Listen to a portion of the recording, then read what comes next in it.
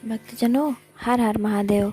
ब्रह्मा श्री शिव महापुराण भाषा चतुर्थ कुमारखंड का 10वां अध्याय तारका सुरवत। ब्रह्मा जी बोले, अब शिव जी के चरणों का ध्यान कर कुमार अपने असंख्य गणों के साथ लिए उस दुर्जय असुर को मारने के लिए उससे युद्ध करने लगे। देवताओं ने जय जयकार की और ऋषियों ने अपनी श्रेष्ठ वाणी से उनकी स्तुति की। तारकासुर और कुमार का भयानक युद्ध आरंभ हुआ। दोनों वीर हाथ में शक्ति लेकर परस्पर युद्ध करने लगे। दोनों महाबली एक दूसरे पर भीषण प्रहार करने लगे। वैतालिक और खेचर मत का युद्ध आरंभ हुआ है। एक दूसरे को मारा मंत्रों से दोनों परस्पर युद्ध करने लगे। दोनों के अंग साधक हुए। एक ने दूसरे का वध की इच्छा से युद्ध किया, दूसरे ने अंग प्रत्यंग घायल हुआ। सब देवता और गंधर्व बैठकर संग्राम देखने और ये कहने लगे कि देखो किसकी जय होती है। उसी समय आकाशवाणी हुई कि कुमार ही तारक को मारेगा, तुम लोग चिंता न करो। यहाँ तो पुत्र रूप में से शंकर की तुम्हारे लिए युद्ध करने आए हैं। यह सुनकर कार्तिकेय को भी प्रसन्नता हुई। उन्होंने सुखपूर्वक तारक को मारने में मन लगाया। उन्होंने शीघ्र ही तारक की छाती पर अपनी शक्ति चला दी। उनके उत्तर में तारक ने भी कुमार पर अपनी शक्ति छोड़ी। उसके आघात से शंकर पुत्र मूर्छित हो गए, परंतु महर्षियों से प्रार्थित होते ही वो क्षण मात्र में ही उठकर बैठे और सिंह के समान गर्जन कर फिर उस पर अपनी शक्ति छोड़े। दोनों ने शक्ति से एक दूसरे को आघात पहुंचाया। लोग आश्चर्य करने लगे। वायु का चलना बंद हो गया, सूर्य कांतिहीन हो गया और पृथ्वी पर भूचाल आ गया। तब स्नेह से दुखी हिमालय आदिक पर्वत कुमार के पास आए। कुमार ने कहा, भय ना करो, सब कुछ ठीक होगा। मैं तुम्हारे देखते ही इस पापी का वध करूंगा। ऐसा कहकर पार्वती जी और शंकर जी को मन ही मन प्रणाम करते हुए तारक को मारने के लिए कुमार ने अपनी एक प्रबल शक्ति उठा ली और शीघ्र ही उसे चलाकर असुर को की छाती में मारा तो वो शीघ्र ही पृथ्वी पर गिर पड़ा। महाबली असुर सबके देखते देखते नष्ट हो गया। कुमार ने फिर उस पर प्रहार न किया। फिर तो निर्भय हो देवताओं ने सब असुरों को मार भगाया। बचे हुए असुर कुमार की शरण में आए। दैत्यों की सेनाएं नष्ट हो गईं। इंद्रादिक विजयी हुए। त्रिलोकी में महाआनंद छा गया। विजयी कुमार अपने गढ़ों को साथ लेकर माता पार्वती के पास आए। पार्वती जी स्नेहपूर्वक कुमार को अपनी गोद में बैठा प्यार करने लगी। देवताओं ने फूल वर्षा कर उनका अभिवादन किया। गाने बजाने का अपूर्व उत्सव हुआ। देवताओं और गणों ने आज जाकर उनकी स्तुति की। शंकर जी प्रसन्न हो जगदम्बा पार्वती को साथ लेकर अपने गणों सहित कैलाश पर चल दिया। चतुर्थ कुमार खंड का 10वां अध्याय समाप्त। 11वां अध्याय कुमार जी की प्रलंब विजय। ब्रह्मा जी बोले, नारद, इस समय बाणासुर नामक दैत्य से पीड़ित की क्रौंच नामक पर्वत ने कुमार के पास आकर उनकी बड़ी स्तुति की और कहा कि हे प्रभु, मुझे बाणासुर बड़ा कष्ट दे रहा है, आप मेरी रक्षा कीजिए। तब क्रौंच की स्तुति से प्रसन्न हो स्कंद जी ने उसे सांत्वना दी और शिव जी का ध्यान कर वहीं से बैठे बैठे बाण के लिए एक शक्ति छोड़ी तो वो उसे भस्म कर शीघ्र ही कुमार के पास लौट आई। कुमार ने क्रौंच से कहा कि अब तुम निर्भय हो, अपने घर जाओ। वो दैत्य नष्ट हो गया। राजा क्रौंच कुमार का ये वचन सुनकर उनकी स्तुति कर अपने घर लौट गए। वहां जाकर उसने शंकर जी की प्रसन्नतार्थ उनके 3 लिंगों की स्थापना की। प्रतिज्ञेश्वर, कपालेश्वर और कुमारेश्वर, ये तीनों लिंग सिद्धिदायक हैं। फिर देव बृहस्पति को आगे कर सब देवताओं ने कैलाश में जाने की इच्छा की तो वहाँ प्रलंबासुर नामक दैत्य उपद्रव करने लगा। उससे पीड़ित शेष जी का पुत्र कुमुद कुमार की शरण आया। गिरजा पुत्र की बड़ी स्तुति की। कुमार ने प्रसन्न हो शक्ति चला प्रलंब का संहार कर दिया। वहाँ वो असुर अपने अनुचरों सहित मारा गया। शेष पुत्र कुमुद शिव पुत्र कुमार की स्तुति कर अपने घर पाताल आया और कुमार का सबसे अद्भुत चरित्र कहा। जो मनुष्य कुमार के इस चरित्र को पढ़ता और सुनता है उसे शिवलोक की प्राप्ति होती है तथा वो परम सुख भोग कर अंत में दिव्य मोक्ष को प्राप्त कर लेता है। चतुर्थ कुमार खंड का 11वां अध्याय समाप्त। 12वां अध्याय स्वामी कार्तिकेय का चरित्र वर्णन। ब्रह्मा जी कहते हैं, विष्णु आदि सब देवता परमोत्सव कर कुमार को कैलाश चलने की प्रेरणा देने लगे। कुमार ने पर्वतराज हिमालय को आशीर्वचन दे कैलाश की यात्रा की। देवता मंगलिक जय शब्द करने लगे। कुमार एक परम दिव्य विमान पर बैठे अपने साथ देवताओं को बैठाकर शिव जी की जय बोलते हुए उनके पास आए। आनंद ध्वनि करते हुए सब शिव जी के पर्वत पर पहुँचे। विष्णु आदि शिव को प्रणाम कर उनकी बड़ी स्तुति की। कुमार भी बड़ी नम्रता से विमान से उतर सिंहासन पर बैठे शिव पार्वती को प्रणाम किया। शिव जी ने आनंद में आकर पुत्र का मुख में प्यार कर तारक शत्रु महाप्रभु कुमार पर बड़ा स्नेह किया। पार्वती जी ने भी कुमार को उठाकर गोद में बिठा लिया और सिर पर हाथ रखा।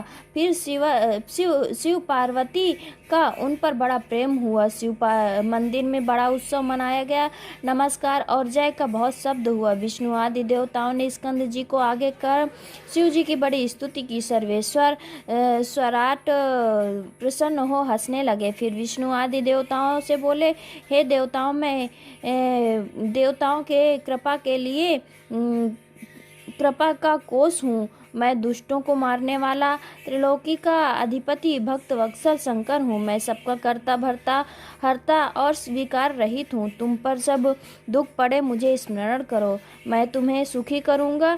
ये सुन कुमार सहित सब देवता हर्षित हो अपने स्थान को चले गए। कुमार अपने माता पिता शिव पार्वती के पास उसी पर्वत पर निवास करने लगे। हे नारद, ये मैंने तुमसे कुमार के सब चरित्र कहे। अब आगे क्या सुनना चाहते हो वो कहो। चतुर्थ कुमार खंड का 12वां अध्याय समाप्त। भक्तजनों, हर हर महादेव। भक्तजनों, हर हर महादेव। श्री शिव महापुराण भाषा चतुर्थ कुमार खंड का 13वां अध्याय। गणेश उत्पत्ति और चरित्र। सूत जी कहते हैं, तारकासुर के शत्रु स्कंद का ये चरित्र सुनकर नारद जी बहुत प्रसन्न हुए। उन्होंने ब्रह्मा जी से कहा कि हे प्रजानाथ स्वामी कार्तिकेय का ये अमृतमय चरित्र मैंने सुनाया। अब कृपा कर सब मंगलों के भी मंगल गणेश जी के का दिव्य चरित्र सुनाइए। तब नारद जी के इस प्रकार के वचन सुनकर ब्रह्मा जी बोले,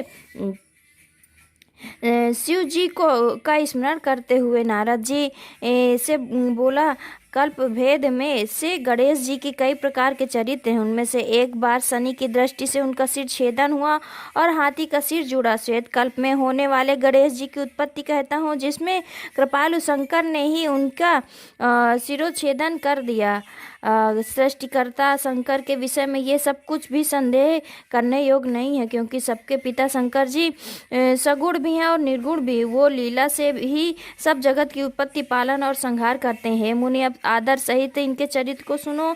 जब विवाह कर शिव जी कैलाश पर चले, तब कुछ समय व्यतीत होने पर गणपति का जन्म हुआ। एक समय की बात है, जया और विजया नामक पार्वती जी की 2 सखियों ने परस्पर विचार कर पार्वती जी से जाकर कहा कि शंकर जी के द्वार पर जो तुम्हारे असंख्य गण एवं द्वारपाल विराजमान रहते हैं, उन पर हमारा अधिकार होते हुए भी कुछ भी अधिकार नहीं है, क्योंकि हमारा मन उनसे नहीं मिलता। अतएव हे भगवती, हे पुण्यशीले, एक हमारा भी कोई गण होना चाहिए। आप उनकी रचना करिए। देवी पार्वती को सखियों की यह बात प्रिय लगी और उन्होंने उनकी रचना की इच्छा की। जब एक समय पार्वती जी स्नान कर रही थी और नंदी द्वार पर बैठा हुआ था, तब उनके मना करने पर भी शिव जी हठात मंदिर में प्रवेश कर गए। उससे लज्जित हो जगदम्बिका तुरंत उठ बैठी। तब उन्होंने अपनी सखी का वचन याद आया और परमेश्वरी ने अपने कोई एक अत्यंत श्रेष्ठ सेवक की आवश्यकता प्रतीत हुई। उन्होंने सोचा, मेरा एक ऐसा सेवक हो जो मेरी आज्ञा से कदापि विचलित ना होवे। ऐसा विचार कर पार्वती ने अपने शरीर के मैल से सर्व लक्षण संपन्न एक पुरुष का निर्माण किया। वो शरीर के सब अवयवों से निर्दोष तो था ही, किंतु सुंदर, विशाल और सर्व शोभा संपन्न तथा महाबली एवं पराक्रमी था। पार्वती ने उसे अनेक प्रकार के वस्त्रों से सजाकर, अनेक प्रकार के अलंकारों से युक्त कर बड़ा आशीर्वाद दिया और कहा कि तुम ही एकमात्र मेरे पुत्र हो, दूसरा कोई नहीं है। तब उस पुत्र ने पार्वती जी से कहा कि हे माता, मेरे लिए क्या आज्ञा है? मैं आपकी सब आज्ञाओं उसको पूर्ण करूँगा। पार्वती जी ने कहा कि तुम मेरे द्वार के रक्षक हो, मेरी आज्ञा के बिना कोई भी क्यों ना हो मेरे घर के भीतर ना आ पावे, कितना भी कोई हट करे क्यों ना करे तुम उसे ना आने देना। ऐसा कहकर पार्वती जी ने गणेश जी के हाथों में एक लकड़ी दे दी और प्रेम से मुख चूम कर द्वार पर बैठा दिया। वो लकड़ी से गणेश जी माता के हितार्थ द्वार पर जा बैठे। तब पार्वती जी फिर जाकर स्नान करने लगी। उसी समय शिव जी फिर द्वार पर आ गए और जब अंदर जाने लगे तब शिव जी को न जानकर गणेश्वर ने कहा कि हे मेरी माता की आज्ञा के बिना आप नहीं जा सकते। माता इस समय स्नान कर रही हैं, तुम कहाँ जाते हो, यहाँ से चले जाओ। यह कहकर गणेश जी ने लकड़ी ले उन्हें रोक दिया। शिव जी ने कहा, मूर्ख तू किसको रोकता है, क्या तुझे नहीं पता कि मैं शिव हूँ। ये सुनते ही गणेश जी ने महेश्वर पर लकड़ी से प्रहार कर दिया। इस प्रकार महेश्वर ने क्रुद्ध होकर कहा, हे बालक तू मूर्ख है, क्या नहीं जानता कि मैं गिरजापति शंकर हूँ। रे बालक मैं अपने ही घर में जाता हूँ, तू क्यों मुझे रोकता है। ऐसा कहकर गणेश जी की परवाह न कर शिव जी पुनः भीतर जाने लगे तो गणेश जी ने फिर उन पर लकड़ी का प्रहार कर दिया। इस पर शिव जी ने क्रुद्ध होकर अपने गणों को आज्ञा दी कि इसको रोको। ऐसा कहकर शिव जी बाहर ही स्थित रहे। अद्भुत लीलाधारी संसार को अपनी लीला दिखाने लगे। चतुर्थ कुमार खंड का 13वां अध्याय समाप्त। 14वां अध्याय शिव जी के गणों से पार्वती गण गणेश जी का विवाद। ब्रह्मा जी कहते हैं, अब वे सब गण शिव जी की आज्ञा से वहां जाकर उस द्वारपाल से उसका चरित्र पूछने लगे और कहा कि यदि तू जीना चाहता है तो यहाँ से दूर हो जा। इस पर गणेश जी क्रुद्ध हो हाथ में दंड लिए उन गणों से निर्भय होकर बोले कि तुम यहाँ से दूर हो चले जाओ, मेरा विरोध करना अच्छा नहीं है। गणेश जी के वचन सुनकर शिव जी के गण हंसने लगे और पुनः क्रुद्ध होकर बोले, हम सब शिव जी के श्रेष्ठ गण हैं, तुमको यहाँ से हटाने के लिए ही आए हैं। अब तक हमने तुमको एक गण मान कर ही छोड़ दिया है, नहीं तो मार दिए गए होते, अतः क्यों मारना चाहते हो, भाग जाओ। ये सुनकर निर्भीक पार्वती पुत्र उन्हें घुड़क दिया और द्वार से ना हटे।